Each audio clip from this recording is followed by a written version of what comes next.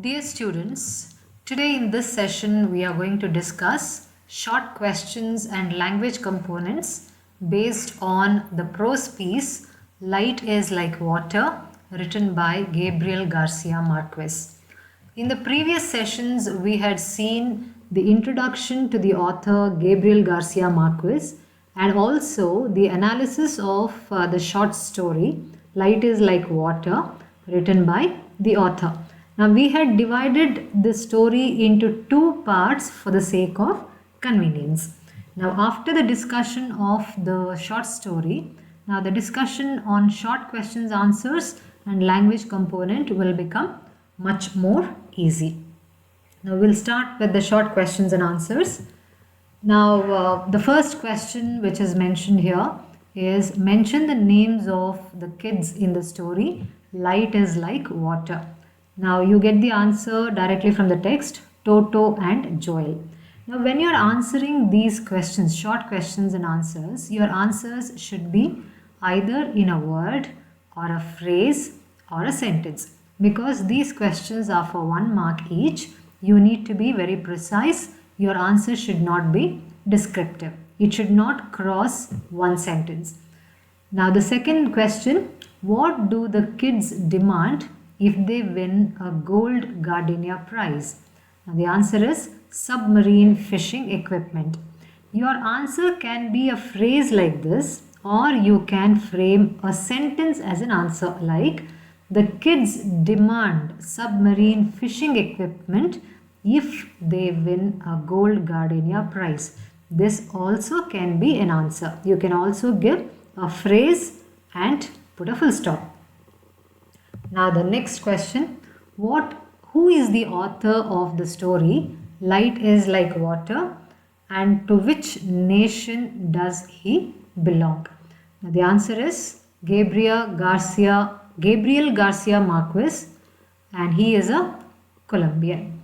Now when you are answering the questions, as I had told you, you have to stick to maximum one sentence as an answer. Now fourth one, mention the names of the movies which the parents watch in the story. The answer is The Last Tango in Paris, and the second one is The Battle of Argel. Now after the short questions and answers, we move to the language components. Under language components, there are 5 topics, out of which 4 topics are from grammar.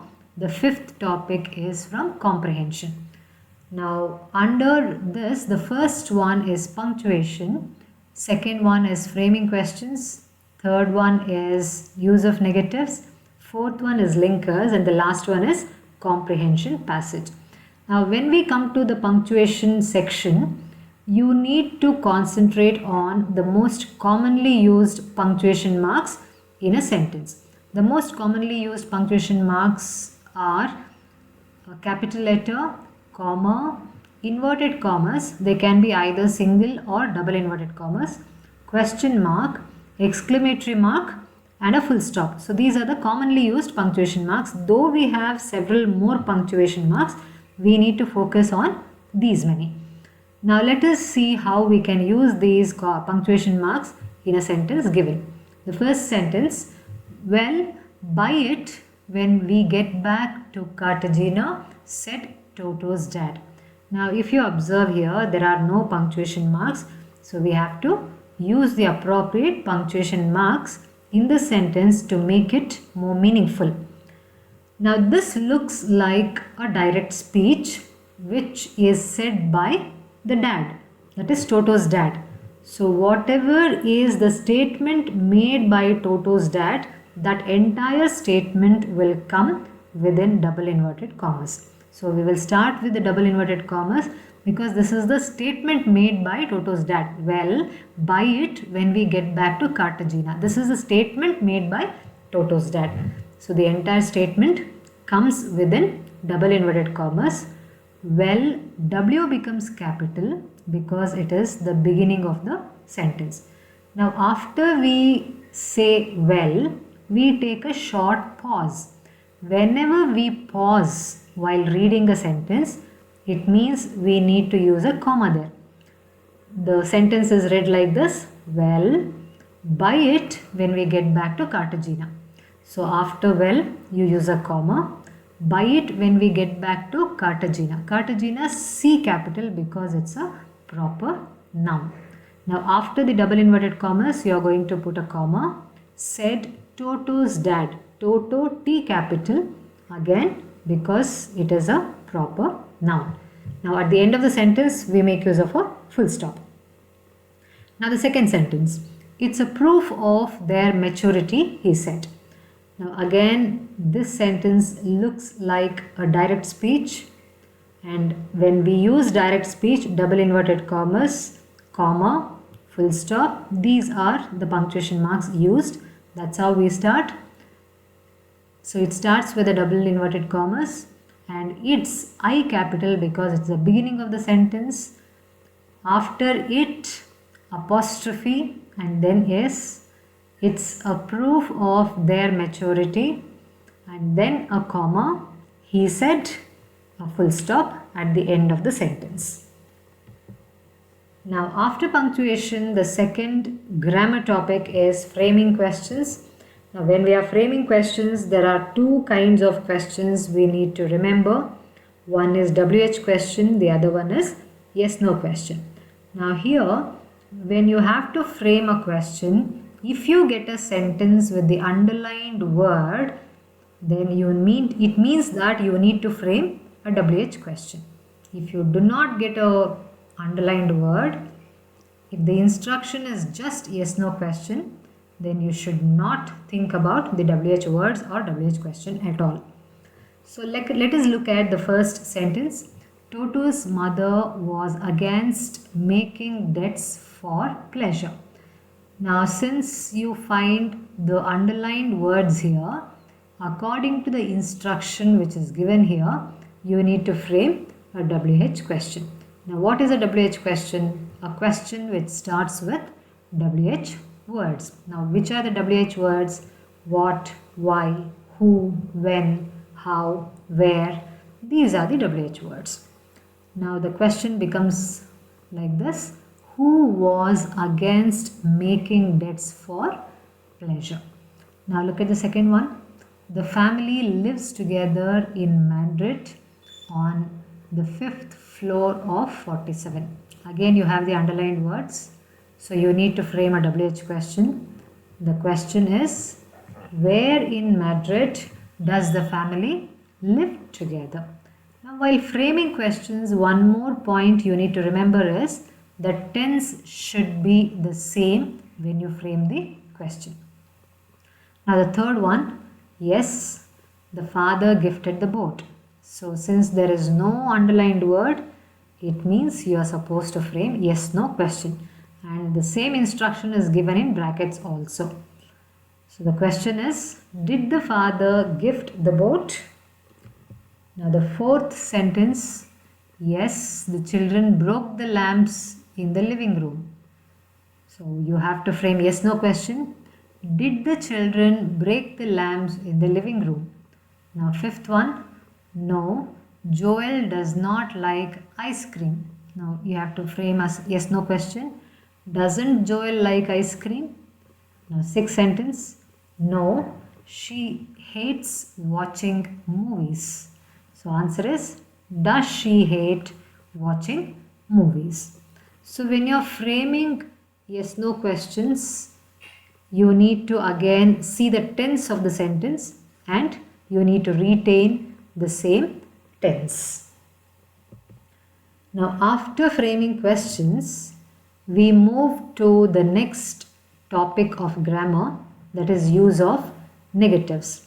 Now when we say negatives, the word no, never, not, they indicate negativity of the sentence. So if you are given a negative sentence, to frame a positive sentence or to change it to positive sentence, you need to remove the negative word. If you are given a positive sentence and if you are asked to change it to negative sentence, then you have to add the negative word or the words like either no or not or never to make it negative. Now let us see the examples here and see how to transform the sentences. The first sentence, freedom is not required to be happy. Now convert into affirmative sentence. How do we convert? Since the given sentence is negative, remove the word not and make it affirmative. Freedom is required to be happy is the answer. Now the second one, can't they get a teaching position? Convert into affirmative. Again, remove the word not and write the answer. They can get a teaching position. Now the third sentence, the parents want a party at home. Convert into negative. Since there is no word not in this given sentence, when you are transforming the sentence, you have to add the word not and make it negative. The parents do not want a party at home. Now the fourth sentence, they use the light to navigate around their home every Wednesday. Now convert into negative. So to convert into negative, add the word not. They do not use the light to navigate around their home every Wednesday. So this is the answer. Here also you have to maintain the tense which is given in the question. Now the next topic is linkers. Linkers are nothing but conjunctions. Conjunctions you might be familiar when you studied parts of speech either in your high school days or in your PUC days. Now linkers, to fill the blanks, the choice of the linkers you will have to make from the words which are given in brackets after the sentences. Now the first sentence here is, both Toto and Joel won a gold gardenia. So here the linkers which are used are both and. Second sentence, Kapil worked hard yet failed. Yet is the linker used. Though it is dangerous to skate on thin ice, he accepted the challenge. Though is the linker used. He is poor, but he is honest. But is the linker used. Now after the sentences you can see the choices given of the linkers within brackets. So you will have to choose the right linker and place it in the right blank in the sentence. Now after linkers we move on to the comprehension passage. A passage will be given to you to comprehend. What do you mean by comprehend? Study, understand and then answer the questions based on the passage. Now the questions which will be given to you will be 1 mark questions. So you need to be again precise. Your answer should be either a word or a phrase or a sentence, not more than that. You can directly pick the sentences or the answers from the passage most of the times. And if the questions are not direct, then you will have to understand the passage and then infer the answers. Now let us see the passage. One day when Newton was 50 years old and had been hard at work, more than 20 years studying the theory of light, he went out of his chamber, leaving his little dog asleep before the fire. On the table lay a heap of manuscripts containing all his discoveries which he had made during those 20 years. When his master was gone, up rose Little Diamond, jumped upon the table and knocked down the lighted candle. The papers immediately caught fire. Just as the destruction was complete, Newton opened the chamber door and noticed that his labor of 20 years was reduced to ashes. There stood Little Diamond, the author of all the mischief. Almost any other man would have sentenced the dog to immediate death, but Newton patted him on the head with his usual kindness, although grief was at his heart. "O Diamond, Diamond," exclaimed he, "thou little knowest the mischief thou hast done." This incident affected his health and spirit for some time afterwards. But from this behavior towards the little dog, you may judge the sweetness of his temper. So this is the passage given, and based on this passage you see the following questions. First one, for how long did Newton work on the theory of light? The answer is more than 20 years. Now when you look at these questions and observe them, you have different categories of questions. One category is referential question, the other one is inferential question. Now the first question which is given here is the referential question because the answer you can get directly from the passage. You can literally pick the words from the passage as the answer. You don't have to analyze it and think too much. These questions are called referential questions. Now let us see what the second question is. What do you learn about Newton's temperament from this incident? We learn that Newton was very calm and patient personality. He always keeps his cool. Now this is the answer for the question which you can't find directly from the passage. You need to understand the situation mentioned in the passage and infer for yourself and give your own words as the answer. Such questions are called inferential questions. Now the third question, what did the manuscripts on the table contain? The manuscripts contain the hard work of Newton's theory of light. So it's a direct answer which you have picked it from the text, from the passage. So it becomes a referential question. Now fourth one, what did little Diamond do when his master went out of the room? The answer is little Diamond jumped upon the table and knocked down the lighted candle. The papers immediately caught fire.